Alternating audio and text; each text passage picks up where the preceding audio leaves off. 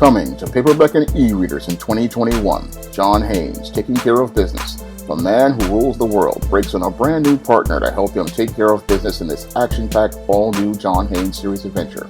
Get John Haynes, Taking Care of Business in 2021 at online booksellers everywhere.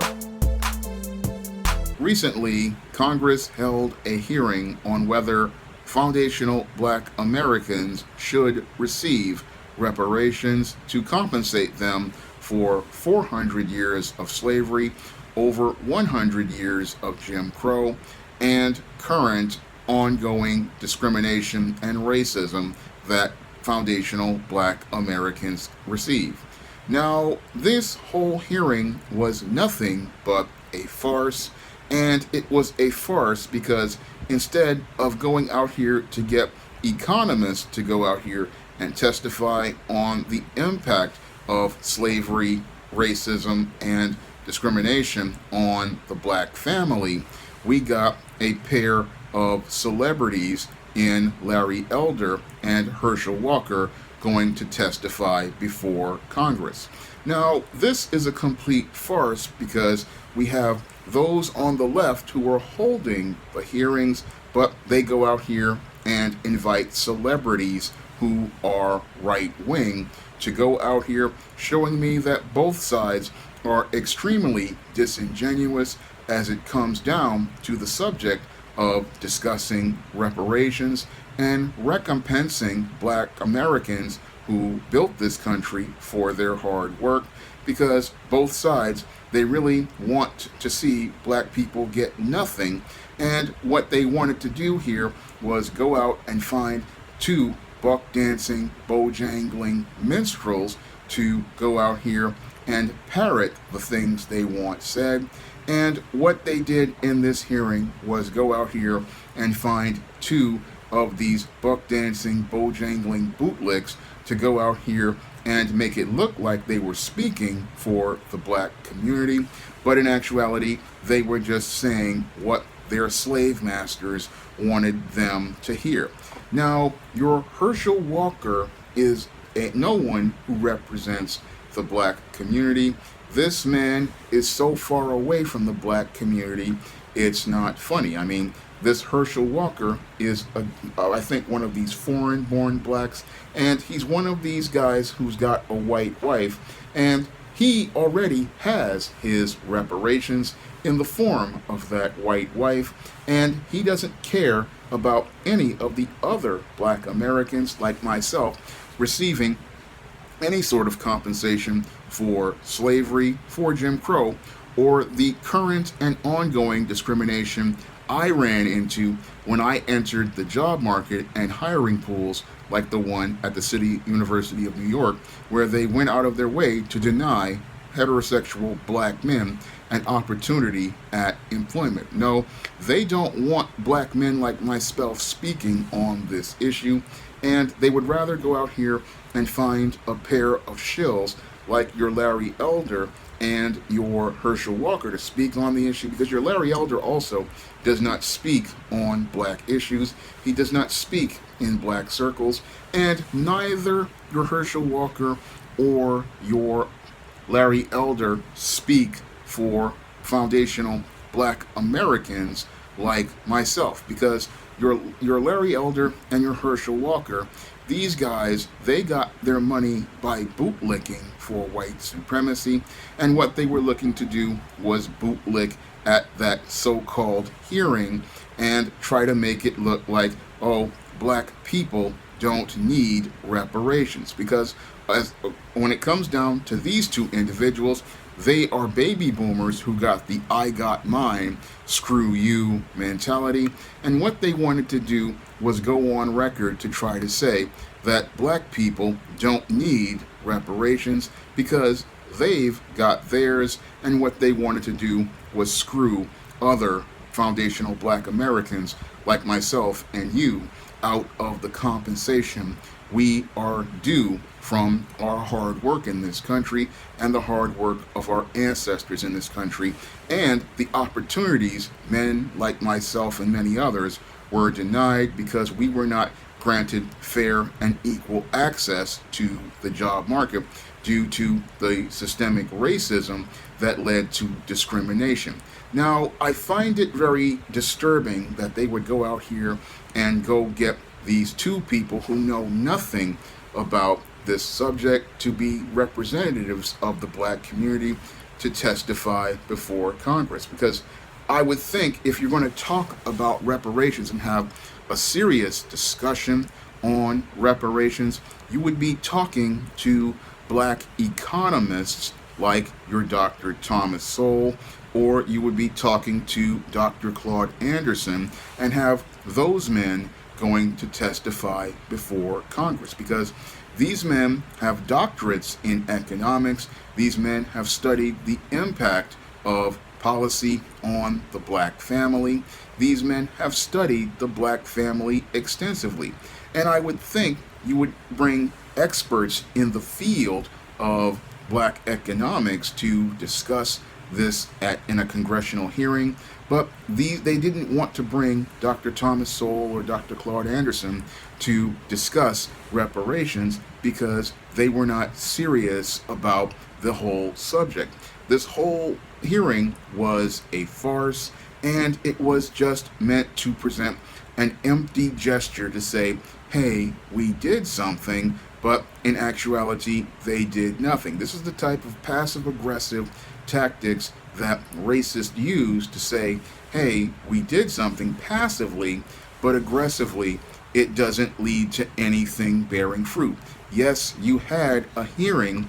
Yes, you had testimony, but all of that information in that testimony had no real value because these individuals were not qualified experts who could discuss the subject matter. I mean, what does Larry Elder know about economics and its impact on the black family?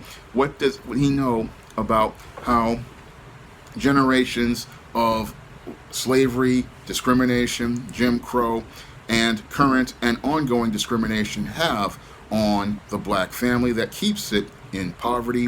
Where are his statistics? That's a critical question I want to ask as related to Congress and who contacted these two guys to be speaking before them, because these men were not qualified to speak on behalf of foundational black Americans. And when it came down to Herschel Walker, I believe he's not even a foundational black American. So this is not even an issue should even be talking about. This issue needs to be talked about by foundational black Americans because this is our issue, and this issue relates to us getting tangible resources. But it's clear both the left and the right don't want foundational black Americans getting tangible resources from the government to recompense them for the slavery, Jim Crow, and the current and ongoing discrimination that keeps black Americans in poverty and a second-class status. No, the government does not genuinely want to go out here and discuss this issue. No, what they want to do is sit here and pretend like they're doing something. Well, in all actuality, it's doing nothing, because when they created this HR 40 committee, it was to study reparations, but it's clear to me they're not really serious about studying anything at all. It really is a complete farce, because why would you go out here and get celebrities? Celebrities know nothing about these hard economic subjects, and if you want to be taken seriously, you would go get an expert like what they did with Dr. Anthony Fauci and the pandemic. I mean, they went out here and got the leading expert as related to infectious diseases to deal with the pandemic. They didn't go out here and get Bill Gates, a guy who has no doctorates, has done no research, and have him representing this issue, because they know that if this guy has no credentials, he should not be speaking on this issue as related to a serious disease. And if you're really serious about giving black people reparations, you're going to go to serious experts who understand the impact of racism and discrimination from generations on the black family. And be able to understand, articulate why black people need to be recompensed for all of what they have suffered in this country. So we're not getting that from the people who are in these congressional hearings. They're not really serious about this, and we need to let everybody know that, look, unless you're serious about this, we're not really going to really be a part of this process, because we're not going to go through the motions and be told something to make us feel good. We want actual steps that are going to get us towards getting a check cut. We don't want to hear about, oh, we studied the matter, but then we found out it was inconclusive, because this is the type of jargon these type of guys like to use, the type of words they like to use. We studied the issue, but we couldn't really find anything substantive to make it a case for reparations. We don't believe that this is going to economically impact black Americans. That's the type of stuff that they like to talk about and use as excuses. But what happens is they already rigged the data from minute one, and they rig it by going out here to get celebrities who are popular to speak on black issues, but do not represent black Americans whatsoever. I mean, here you have two Trump supporters and two hardcore far-right conservatives talking on an issue as related to foundational black Americans, people who are not even considered to be part of the major black pop community, and they're the ones that they first go out here and get. Guys who already have been established for years, these baby boomers who have had theirs for years and have told the black community to screw them, sellouts who walked away from the black community, and they're going to represent on issues as related to black Americans. That's just the biggest pile of crap I have ever seen, and it just shows you again how disingenuous many in Congress are about the issue of reparations and bringing tangible resources to black Americans, because many of those people know that if you bring tangible resources to black Americans, that will lead to instant economic empowerment, and that will lead to black people finally having the economic resources to go out here and build a community where they don't have to depend on other communities for getting their services and their goods. And that's not something your white supremacists and their supporters want. They depend on getting 97% of black dollars back to them and 3% going to the black pastor. So they don't want that money flowing out of the black community, because if you give that reparations money to black people and they are business minded, they're going to start buying homes, they're going to start starting businesses, they're going to start investing in wealth building assets, and that's going to take money out of these white and non-black communities long term. And Congress doesn't want that to happen, because it's detrimental to the economy, because they benefit from 97% of black dollars flowing out of black people's hands into other people's hands. So that's why they'll have this farce with these two clowns going out here to testify saying black people don't need no reparations, because they don't want black people to have reparations, because if black people have reparations, then what happens is black people go out here and finally have the resources to compete in society. And they don't, and these guys at the top, these buck dancing, bojangling elite clowns, they don't want black people to be on their level, because they want to remain the age nice, they want to remain the head Negroes in charge, and they want to have theirs and hold it over other people's heads, and they want to be the special black people at the top who can go out here and be the elite among white supremacy, and they want to be the elites who can go out here and thumb their nose at other black people.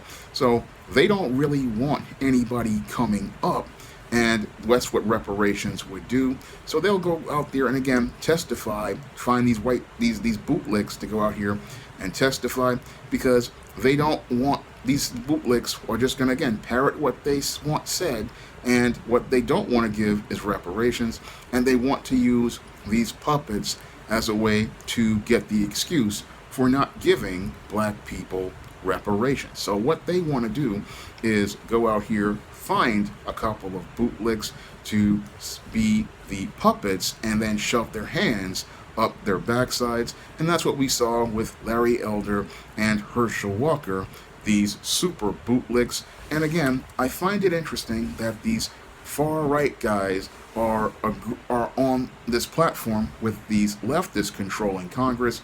And again, it shows me that neither side really wants black empowerment, and neither side really wants to cut the check. Now, if you want to see me make more videos like this, you can donate to my Patreon, my PayPal, or my Cash App by clicking the links in the description box. And if you want to pick up some of my positive black fiction, like the ISIS series, the Esteem series, the John Haynes series, and the books of the Spinsterella trilogy, you can find all of those books on Amazon.com in paperback and Kindle format. You can also find them on Smashwords, the iBookstore, and Google Play. That's all I have to say for this video. You can comment, rate, and subscribe. Now available on Kindle, Esteem No Good Deed. The Devilish Diva scares some stick-up kids straight in this action-packed Esteem series comic. Get Esteem No Good Deed on Kindle for 99 cents today. Coming to paperback and e-readers this April, ISIS: Revenge of the Cyber Goddess. The goddess next door must take on the threat of a deadly digital diva driven to destroy the world in this action-packed all-new ISIS series adventure. Get ISIS: Revenge of the Cyber Goddess in paperback and e-readers this April.